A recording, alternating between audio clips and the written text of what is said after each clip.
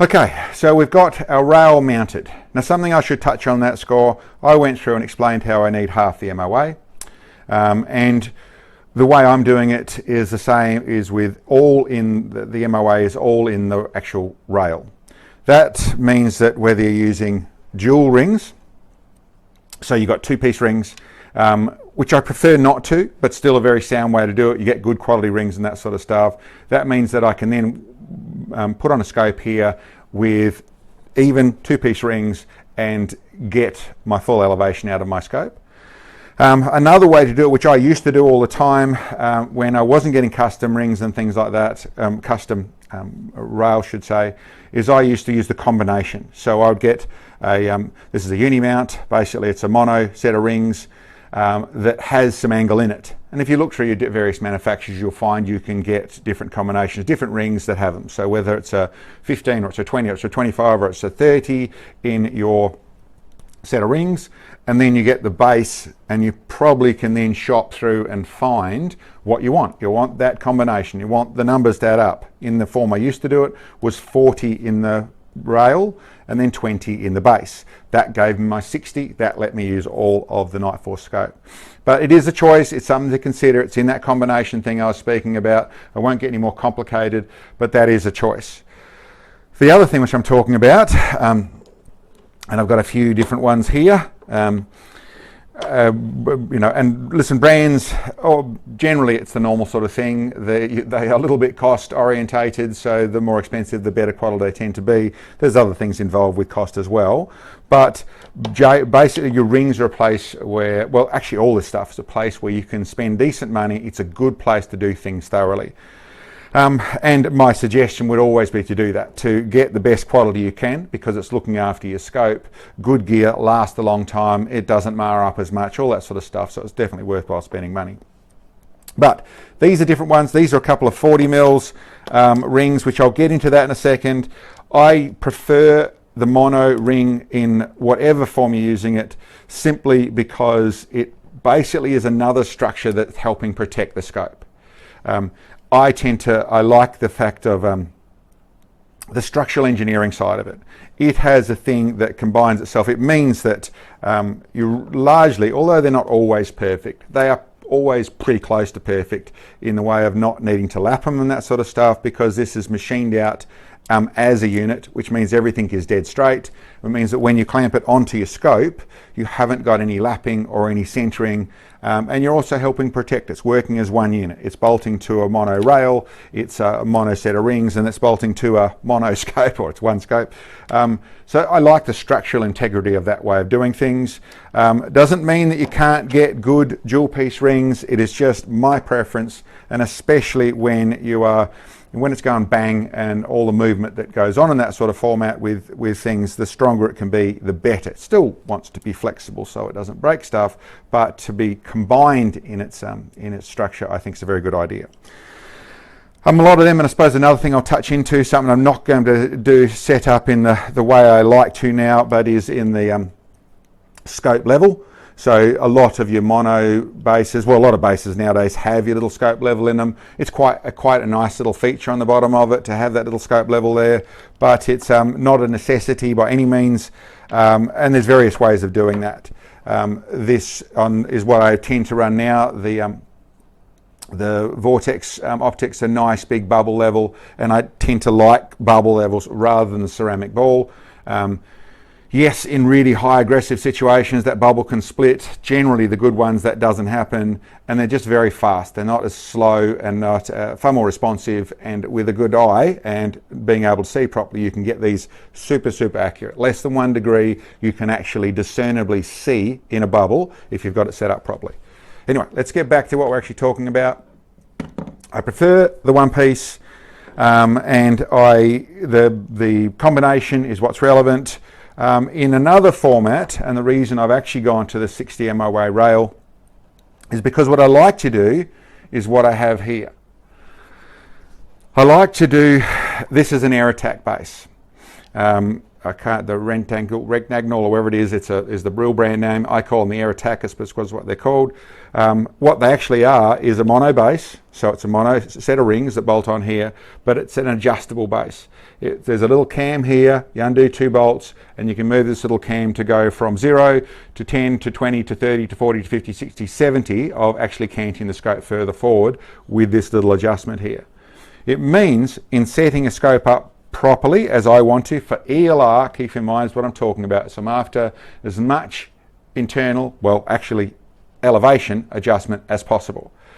So with something like the Night Force, I have 120 minutes, and actually I generally find, especially with the older ones, but in all of them to some degree, that if I set the scope up to where I get a full, like I've done here, half of that elevation, that generally I find that when I zero it properly at 100 yards and then wind it all the way up, I tend to find I get a little bit more than 120 minutes.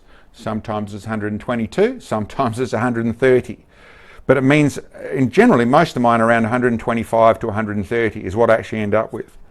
If you combine that with the 70 on the bottom here, it means that most of my shooting, or most of my rigs, without putting anything on the front, like the Charlie track, but without doing that, I have sitting there almost 200 minutes of a elevation adjustment in the way I set up this combination.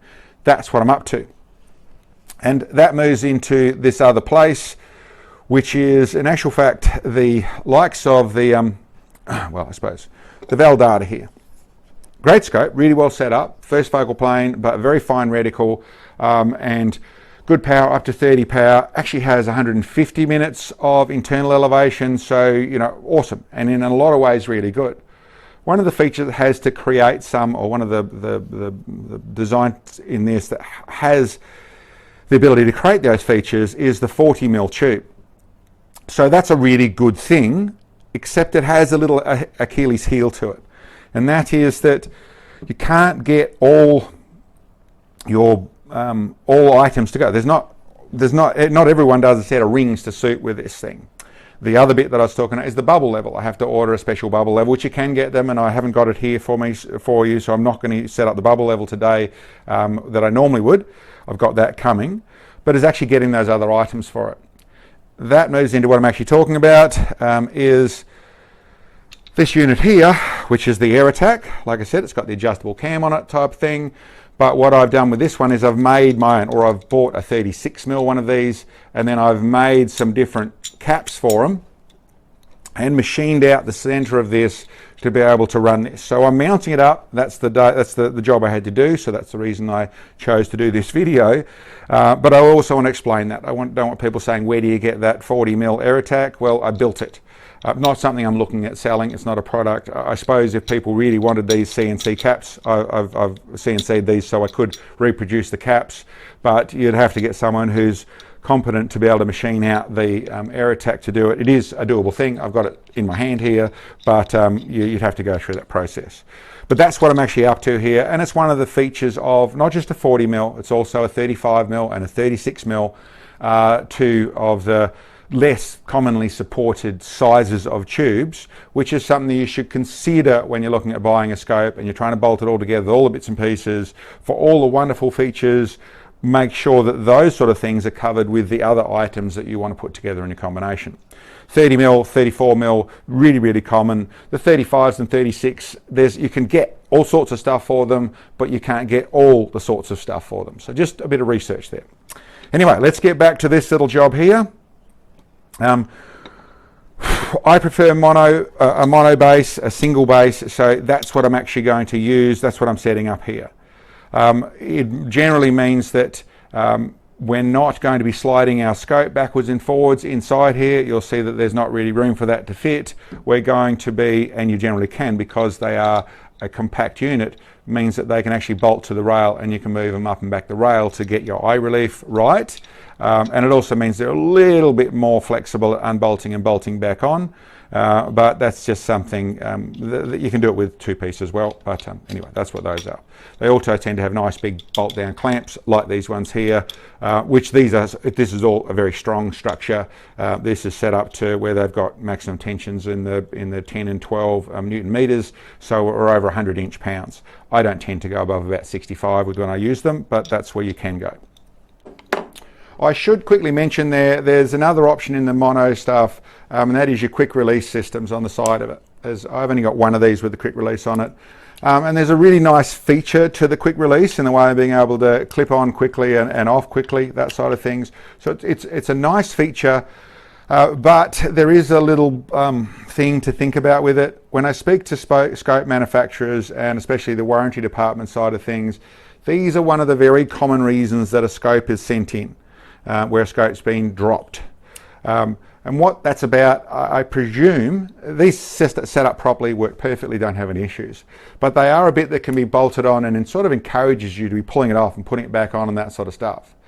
And one of the most common things they've had is, well, not most, but it is a very common thing they've had, is that people have, because they're so easy, it means that they get forgotten sometimes. So people pick up a rifle and a rifle scope falls off onto the ground. So it's something to be aware of. In my mind, when you've got $2, $3, $4, $5, $10,000 worth of scope, whatever expensive thing you've got, to have it to where you have to bolt the thing on, that makes more sense to me. That's something that is, I prefer to go with the bolts. I don't tend to use the quick releases. Doesn't mean the quick release isn't a great idea. It's just keep in mind, it's something that you have to pay attention to. I suppose you can also bolt up these, but really it's something that's more likely to happen in a quick release setup. Anyway, let's get back on to this. So what we'll do is we'll mount this unit up to roughly where it's going to go.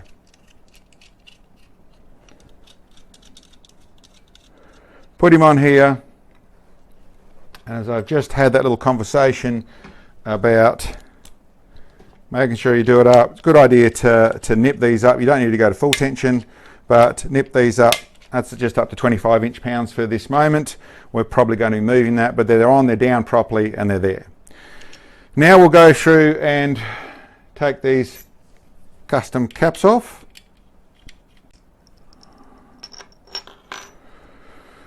Okay, set our scope. We just center that nicely in there. Not much room. It's one of the features about this system. That like I said, you're not going to move the scope through the ring so much because it's down there. And this is the bit I'll get into where you start your leveling side of things. Now we'd set it up so we know that our rifle is at this point is level, so we can use that. If you haven't, if you've just got your rail, that's what you've got to be, then you're going to your rail. And there's a couple of different ways of doing this. I use the two little spirit levels is what I tend to do. What you've got to find somewhere on your scope which is level to the reticle, that sort of stuff. A lot of people, or some people, will use the bottom of the scope. If you can get to the bottom of the scope and get to that, this has got a nice machine surface on the top of the scope. The reticle might be straight. You can fairly simply put it on top of the reticle, get it straight, move the reticle around and see if that actually changes to see if that's straight or not. But you need a point of reference and you start with that.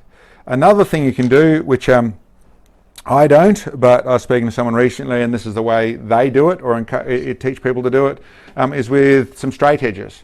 And all we're talking about, this is a couple of pieces of aluminium, could be a couple of pieces of steel, could be a couple of pieces of nicely machined wood. They are straight. Simple way to check a straight edge if it's straight or not, especially when you get two of them, is put them together and then turn them around and put them together.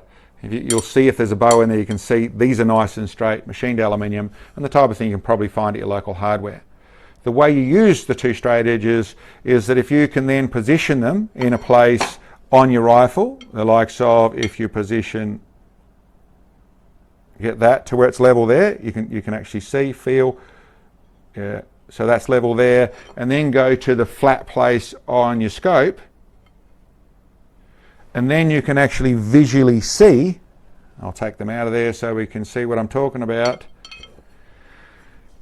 is then with it set up like this, you can see with only a little bit of movement, and the longer these are, the more obvious it becomes, but you can see quite easily with just a little bit of movement when they're straight or not straight. So you can actually keep an eye on everything with only having one spirit level to get the thing straight, and then being able to use these two against each other to keep checking, making sure they're level, strap them on with a lackey band, whatever you want to do, but that way you can end up where you can actually see without doing anything else. It's a decent way to do things. We used to do it, I think, in model planes or things like that. I can't remember when I used the two straight edges, but it's certainly a simple engineering principle. So anyway, that's that piece. I tend to use my two little spirit levels. I have gangs of them, but that's what I tend to use, and I know that that is level on this scope, but you've got to verify where that is. I leave the other one here. I know that that is level, and I make sure that those two spirit levels are in the same position.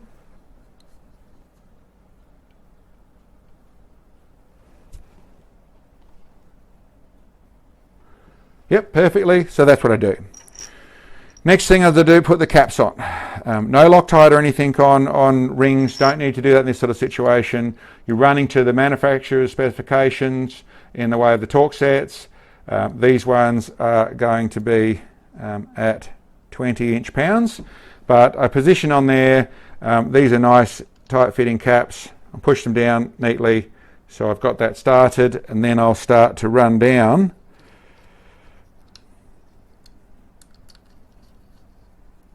And what I'm doing here, which is an important feature to start things with, is I want to make sure that my gaps are even. I want to get down to where I've just touching where the bolts or the screws, whatever you want to call it, are running neatly touching the cap, but just with finger pressure. And I do that very evenly, but what I'm actually doing is I don't want to start tensioning. I just want to get to where my starting place, and you can actually feel all your bolts to where the starting place for all those bolts is all even. So then when I start to do the tension, it's all going to happen very evenly. Okay, so I've got them all nice and even. Now we'll take our torque wrench, and I tend to do this in a progressive thing. I'll go down and I'll start at 10 inch-pounds, and basically before I even get to that tension, I'll start to work them down evenly. Probably half a turn on everything from side to side, little crosshatch pattern, whatever feels right. There's no real rule to go with this. Starting to build up a little bit of tension, making sure my scope is staying level. But as you can see, I haven't even got to 10 inch-pounds yet. I'm just snugging down on things. Different rings will behave differently. Okay, at 10 inch-pounds.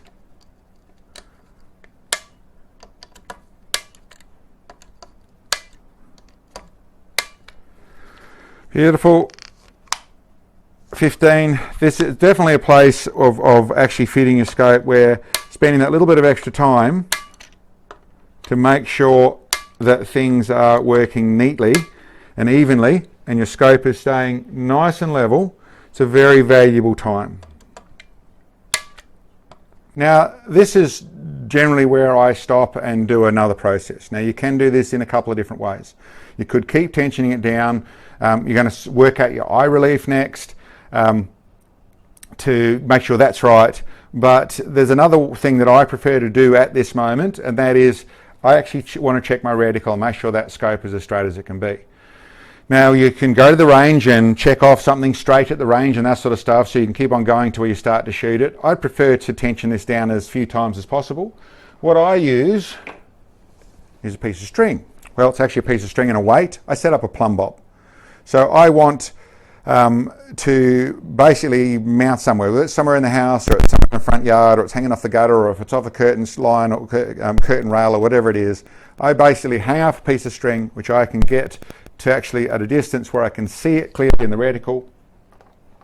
And then what I'm actually doing is make sure, get my rifle straight and make sure that I can see that straight line lining up along with my straight line in my reticle. That tells me that whether this thing is, just by using a plumb bob to make sure it's straight.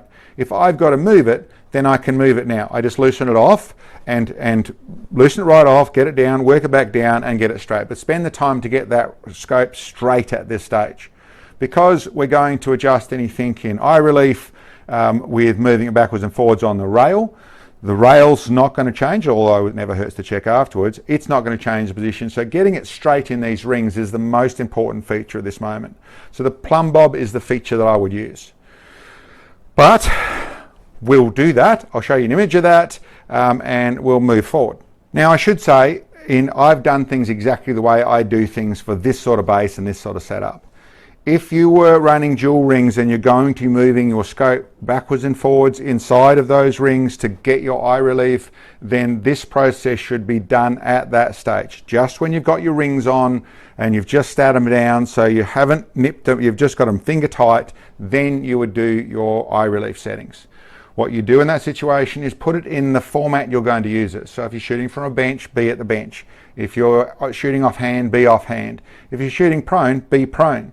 Set it up, get all the back end of the rifle to work, to make it so that you've got your eye position, everything we want it to be, and that's where you work out your scope relief. Your eye relief, I should say. Always make sure you pay attention to that. You don't want to be moving it afterwards. In this format, in a mono setup, and especially in what I'm actually leading into, is this scope will now, I'm actually setting this up to where I can use this on multiple rifles, all set up in basically the same format, which is how I do what I do. And I adjust my scope relief by moving my scope backwards and forwards on the rail. But like I said, if you're using where you are not doing that, you're going to be doing it inside your rings, you do that one step prior to where we're at right now. For me, I'm not going to go further because the back of this rifle is not how it's going to be. I'm going to change this stock around, move things around, that sort of stuff, and then I'll be setting up my eye relief. But that's that process.